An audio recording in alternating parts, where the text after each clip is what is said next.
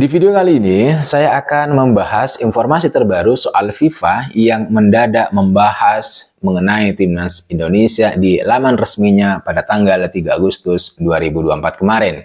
Memang agak telat saya informasikan hari ini, tapi tidak apa-apa, mudah-mudahan tetap menambah informasi, menambah semangat kalian, semangat kita untuk terus mendukung timnas Indonesia. Nah, soal FIFA yang membahas timnas Indonesia itu sebenarnya bukan secara umum soal timnas Indonesia, melainkan salah satu pemain timnas Indonesia yang menurut FIFA itu telah ikut memberikan kontribusi besar, signifikan terhadap kesuksesan timnas Indonesia sejauh ini. Bukan hanya soal kontribusinya pada timnas, tapi juga bagaimana pemain yang satu ini itu popularitasnya menjadi sangat menanjak setelah dinaturalisasi menjadi warga negara Indonesia atau WNI. Pemain yang sedang akan saya bicarakan ini, yang juga dibahas oleh FIFA di laman resminya, itu adalah Nathan Chow. Loh, kenapa FIFA tidak membahas misalnya Rizky Ridho atau Ivar Jenner atau Jai Itzes yang secara permainan sangat sangat bagus, sangat signifikan di timnya belakangan ini, atau Rafael Struijk yang memang sering menjadi tumpuan Sintayong di lini depan timnas Indonesia dan menurut saya juga sangat populer ya, menjadi salah satu pemain hasil naturalisasi yang paling banyak disukai oleh kaum hawa atau kaum perempuan, yang selalu menjadi yang terbanyak dalam memperoleh hadiah dari para fansnya. Kenapa bukan mereka atau salah satu dari mereka gitu? Teman-teman itu nanti bisa temukan jawabannya di video kali ini.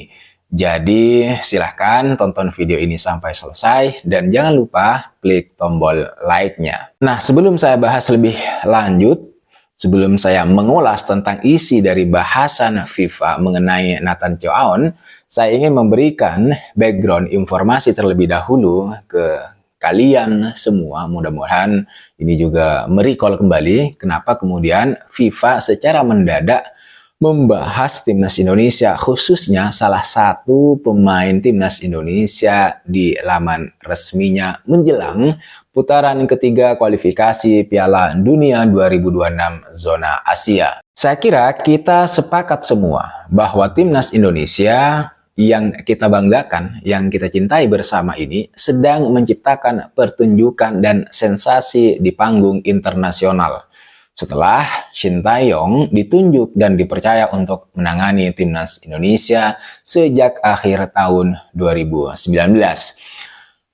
Hasilnya tidak tanggung-tanggung teman-teman, kita bisa lihat bagaimana timnas Indonesia yang kita banggakan ini kini bersaing di putaran ketiga kualifikasi Piala Dunia 2026 zona Asia.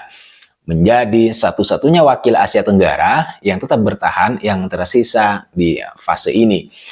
Kesuksesan timnas Indonesia ini adalah kerja tim, mulai dari para pemain, kemudian jajaran ofisial pelatih, PSSI, dan para stakeholder. Dengan bahasa lain, satu elemen dengan elemen yang lain bekerja sama bahu-membahu untuk membuat timnas Indonesia yang kita banggakan ini semaju sekarang. Tapi jika kita harus membreakdown, mengulas unit per unit gitu ya, saya kira kesuksesan timnas Indonesia tidak lepas dari kontribusi besar para pemain keturunan yang sudah dinaturalisasi. Kita tentu saja tidak bisa menolak, tidak bisa menafikan bahwa sejak kehadiran pemain keturunan yang dinaturalisasi, performa timnas Indonesia semakin membaik, semakin menanjak, bahkan bisa bersaing hingga putaran ketiga kualifikasi Piala Dunia. Ini sangat membanggakan. Ada banyak pemain keturunan yang membela timnas Indonesia memang, dan dari sekian banyak pemain keturunan yang membela timnas Indonesia ini, yang sudah dinaturalisasi ini, Nathan Chow adalah salah satunya, di mana seperti pemain-pemain yang lain, dia telah memberikan kontribusi yang sangat signifikan, yang sangat besar terhadap peningkatan performa timnas Indonesia selama ini, sejauh ini. Sekali lagi saya katakan, para pemain keturunan yang membela timnas Indonesia melalui jalur naturalisasi teman-teman, itu telah menjadi salah satu kunci sukses bagi Sintayong untuk menaklukkan Asia sampai sejauh ini, baik di Piala Asia maupun di kualifikasi Piala Dunia. Kegemilangan ini akhirnya menjadi sorotan Federasi Sepak Bola Dunia atau FIFA. Sebagaimana yang saya sebutkan di awal video ini teman-teman, di mana FIFA memberi ulasan khusus salah satu pemain timnas Indonesia yang telah dinaturalisasi, yaitu sekali lagi Nathan Chow. Di laman resminya teman-teman, FIFA mengulas 3 poin penting dari Nathan Chow ini.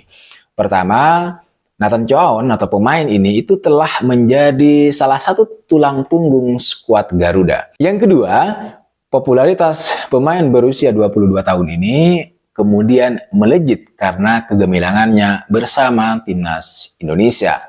Kemudian yang ketiga adalah kebanggaan Nathan ke pecinta sepak bola tanah air, sepak bola Indonesia, yang menurutnya sangat-sangat gila dan mengagumkan. Dari wawancaranya yang dilakukan dengan FIFA teman-teman, Nathan menyampaikan bahwa dia merasa bangga dan merasa terhormat bisa bermain bagi timnas Indonesia. Hal tersebut membawa semangat dan dorongan ekstra bagi Nathan. Apalagi di Indonesia, dukungan fans dan masyarakat itu sangat luar biasa besar. Itu katanya memberinya dorongan untuk memberikan yang terbaik dan membuat para fans bangga. Nathan mengungkapkan dalam wawancaranya dengan FIFA bahwa belajar dari pengalaman internasional yang sudah dijalani sebelumnya, bahwa dia dan teman-teman di timnas Indonesia sebenarnya bisa. Itu menunjukkan kepada negara atau tim lain tentang betapa bagusnya timnas Indonesia sejauh ini sebenarnya. Misalnya di timnas U23, di mana tim muda kita ini mampu mengalahkan beberapa negara yang sangat bagus.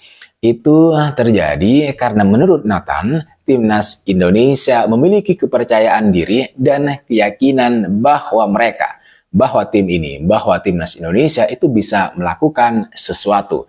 Dalam hal ini menampilkan performa terbaik di atas lapangan bersaing dengan negara-negara lain yang lebih bagus. Begitu pula yang akan timnas Indonesia lakukan ketika nanti berlaga di putaran yang ketiga kualifikasi Piala Dunia 2026 zona Asia.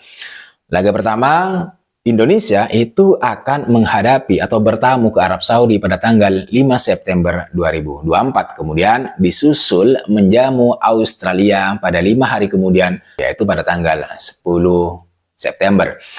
Menanggapi putaran ketiga nanti dan bagaimana peta persaingan di grup C, Nathan Chow ini mengatakan bahwa dia dan kawan-kawan lain di timnas Indonesia sangat-sangat antusias dengan apa yang akan mereka hadapi. Kata Nathan Chow, dia dan teman-temannya, artinya rekan setimnya di timnas Indonesia, itu harus mempersiapkan diri saat pramusim di klub masing-masing dan mendapatkan diri dalam kondisi terbaik untuk menghadapi pertandingan yang akan datang dan menjadi bugar untuk tampil sebaik mungkin di kualifikasi putaran ketiga Piala Dunia.